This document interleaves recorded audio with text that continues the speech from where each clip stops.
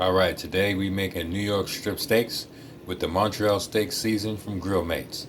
We're going to start with the cast iron skillet. It's already preparing and getting hot, and make our grill marks on this copper grill plate here. Stay tuned. First thing we do is season our meat properly, both sides, and just put them in the skillet. The skillet's hot, so we're ready to go.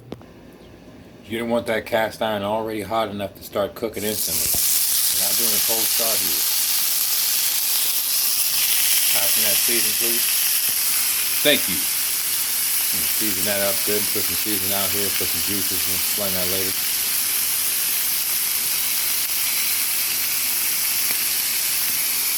I know most people don't put this glass dome on top, but we're going to lock in the moisture and seal in the pressure and the juices and the flavor here.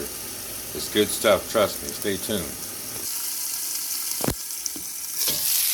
Now we got a slight color change here. We're going to check them out and flip them over to sear the other side. Got a good sear setting in. We don't want to be too much. We want to balance it out each side. We'll put that glass dome back on top and we'll check back in about 60 seconds. Now we'll let the sides get a little bit done here. At this moment we're going to turn the heat on the flat copper plate so it can get hot before we land our steaks over there. We'll take the tongs and take these sides and seal in some of the flavor here. Big guy here. Put them right there.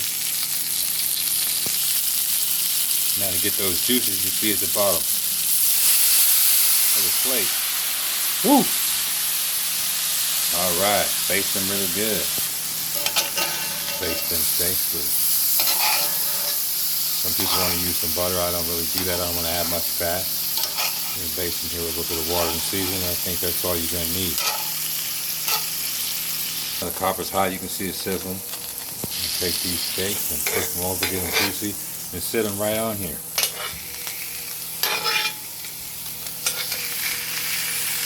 And then you turn them 90 degrees later to get those perfect grill marks.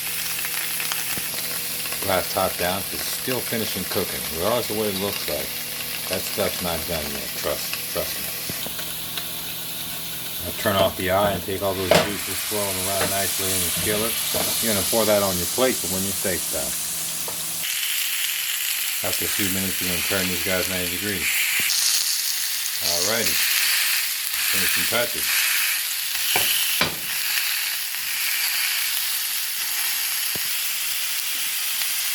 Beautiful grill marks. I'm going to finish up the other side.